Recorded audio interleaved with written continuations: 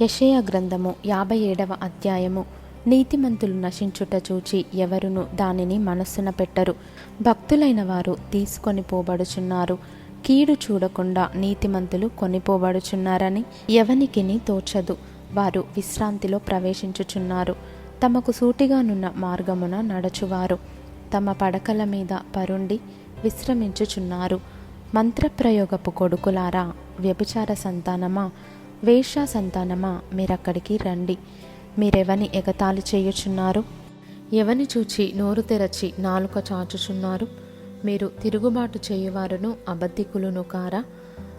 మస్తచ వృక్షములను చూచి పచ్చని ప్రతి చెట్టు క్రిందను కామము రేపుకొని వారలారా, లోయలలో రాతి సందుల క్రింద పిల్లలను చంపువారలారా, నీ భాగ్యము లోయలోని రాళ్లలోనే ఉన్నది. అవియే నీకు భాగ్యము. వాటికి పానీయార్పణము చేయుచున్నావు, వాటికి నైవేద్యము నర్పించుచున్నావు. ఇవన్నీ జరుగగా నేను ఊరకుండదగునా? ఉన్నతమైన మహాపర్వతము మీద నీ పరుపు వేసుకొంటివి. బలి అర్పించుటకు అక్కడికే ఎక్కితివి. తలుపు వెనుకను ద్వారబంధము వెనుకను నీ జ్ఞాపక చిహ్నము ఉంచితివి. నాకు మరుగై బట్టలు తీసి మంచమెక్కితివి. నీ పరుపు వెడల్పు చేసుకొని నీ పక్షముగా వారితో నిబంధన చేసితివి. నీవు వారి మంచము కనబడిన చోట దాన్ని ప్రేమించితివి. నీవు తైలము తీసుకొని రాజునొద్దకు పోతివి. పరిమళ ద్రవ్యములను విస్తారముగా తీసుకొని నీ రాయబారులను దూరమునకు పంపితివి. పాతాళమంత లోతుగా నీవు లొంగితివి. నీ దూర ప్రయాణము చేత నీవు ప్రయాసపడినను అది అసాధ్యమని నీవనుకొనలేదు.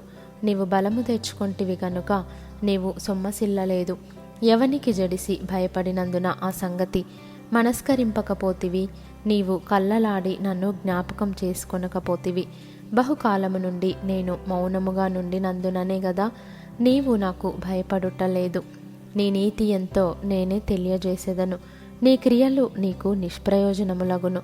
నీవు మొరపెట్టునప్పుడు నీ విగ్రహముల గుంపు నిన్ను తప్పించునేమో. గాలి వాటినన్నిటినీ ఎగరగొట్టును గదా. ఒకడు ఊపిరి విడిచిన మాత్రమున అవి అన్నీయు కొట్టుకొని పోవును. నన్ను నమ్ముకొని వారు దేశమును స్వతంత్రించుకొందురు.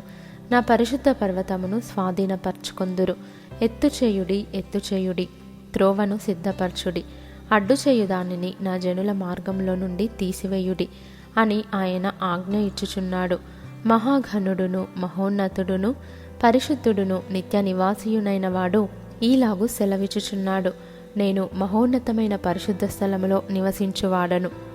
అయినను వినయము గల వారి ప్రాణమును ఉజ్జీవింపజేయుటకును, నలిగిన వారి ప్రాణమును ఉజ్జీవింపజేయుటకును, వినయము గలవారి యొద్దను దీన మనస్సు గలవారి యొద్దను నివసించుచున్నాను. నేను నిత్యము పోరాడువాడను కాను, ఎల్లప్పుడూ కోపించువాడను కాను. అలాగుండిన ఎడల నా మూలముగా జీవాత్మ క్షీణించును. నేను పుట్టించిన నరులు క్షీణించిపోవుదురు. వారి లోభము వలన కలిగిన దోషమును బట్టి నేను ఆగ్రహపడి వారిని కొట్టి తిని. నేను నా ముఖము మరుగు చేసుకొని కోపించి తిని. వారు తిరుగబడి తమకిష్టమైన మార్గమున నడుచుచూ వచ్చిరి. నేను వారి ప్రవర్తనను చూచి తిని. వారిని స్వస్థపరచుదును, వారిని నడిపింతును. వారిలో దుఃఖించు వారిని ఓదార్చుదును. వారిలో కృతజ్ఞతా బుద్ధి పుట్టించుచు దూరస్థులకును సమీపస్థులకును సమాధానము సమాధానమని చెప్పి నేనే వారిని స్వస్థపరచెదనని యెహోవా సెలవిచ్చుచున్నాడు. భక్తిహీనులు కదలుచున్న సముద్రము వంటి వారు. అది నిమ్మలింపనేరదు. దాని జలములు బురదను మైలను పైకి వేయును. దుష్టులకు నెమ్మదియుండదని నా దేవుడు సెలవిచ్చుచున్నాడు.